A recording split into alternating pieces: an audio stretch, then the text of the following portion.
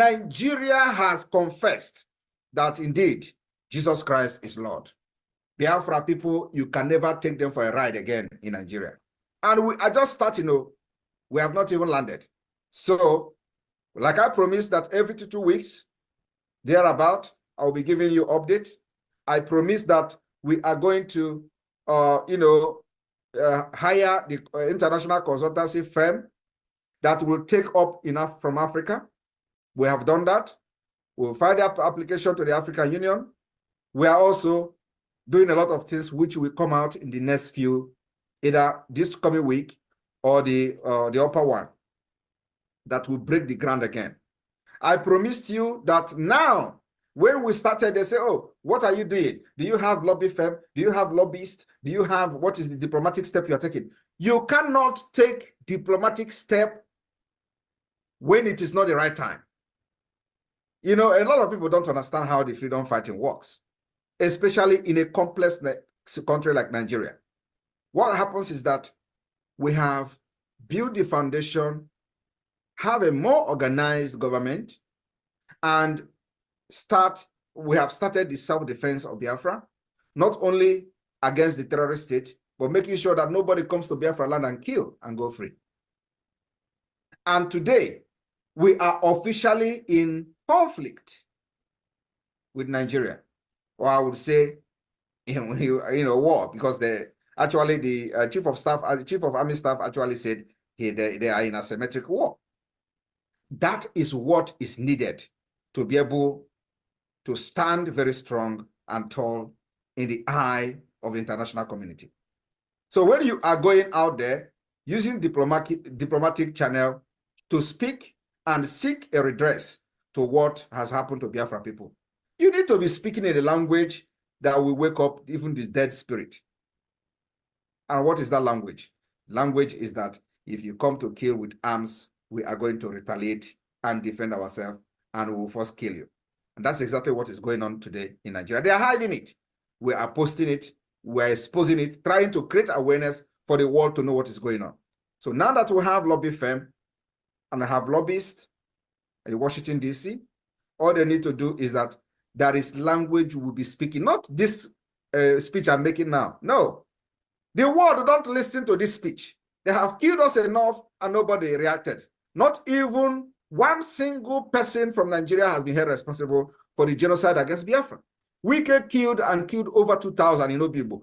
Today, he is the minister of FCT. Nobody has been arrested to face ICC, and it will never happen. But you know what?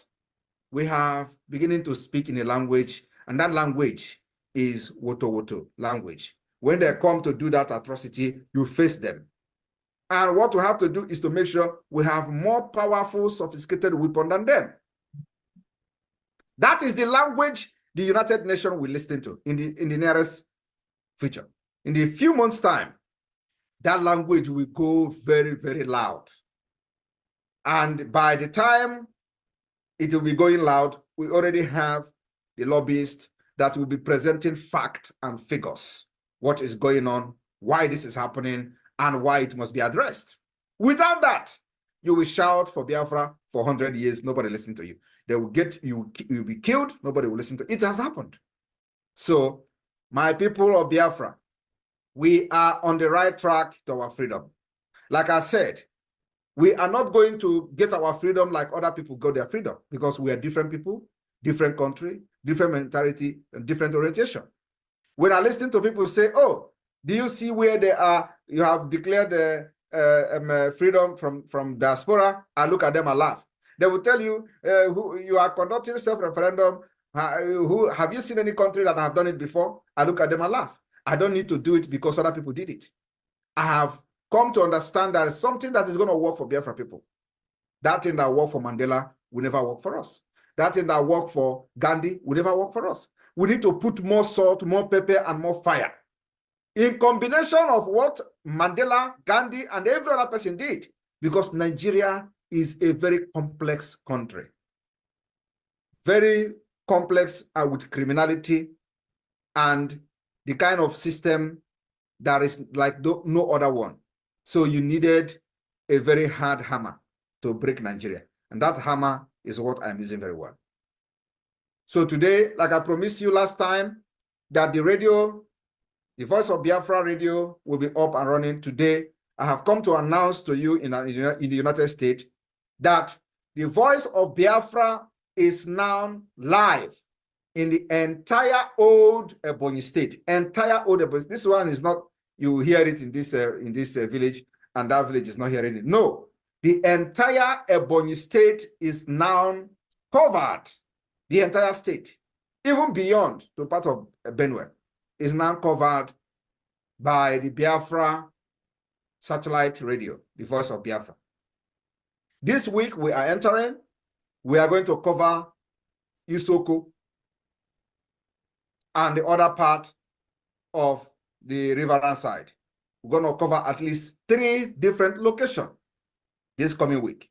And by the time I come here next time, I'm going to give you the update of how the coverage of the radio. Remember that this is a technical thing that you can plan. Sometimes it doesn't go exactly the way you plan it. I have wanted to make sure that the last visit, this radio issue will be resolved. But because of the technicalities and technical issues, it was, a little bit, it lingered a little bit. So I'm just very happy to announce that those in a former Ebonyi state can now listen to everything we are doing through the Voice of Biafra 97.5 FM satellite radio and satellite TV. It is all live. The satellite TV is all live. So that's one. And then, of course, like you all know, now we have the lobbyists that will lobby for the Biafra Republic government in exile in Washington, D.C. And I have been able to present them to you today. The same thing is happening that our passport, the design of our passport, and of course, the application for the ID card for Biafra national ID card is in process. And we are also planning that in the next few weeks or maybe a month or so, the first batch of the Biafra national ID card will be public, and those who apply will start getting their ID card. This is the first step. We are also planning that before convention in Finland, the Biafra passport will be ready.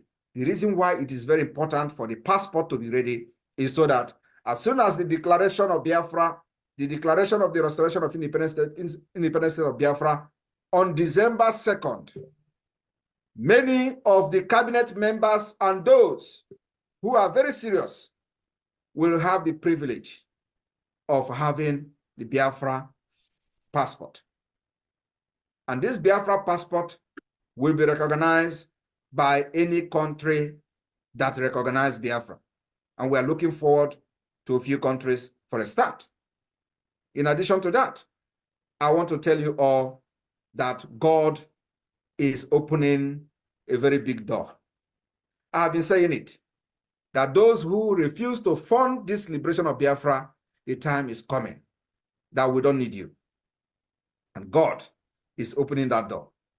And then we are going to wait for you somewhere where we will make sure that the law and policy of Biafra will deal with you decisively for deliberately refusing to support your own freedom that will create jobs, solve security issue, build road, hospital, social amenities, take care of our elderly people, and everything you are enjoying in America today, we want to see it happening in Biafra land. That's all we are fighting for, nothing else.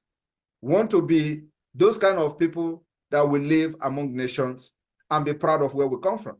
That's why we are fighting, nothing else. We want our children not to be killed, not to be enslaved like what we went through under Nigeria.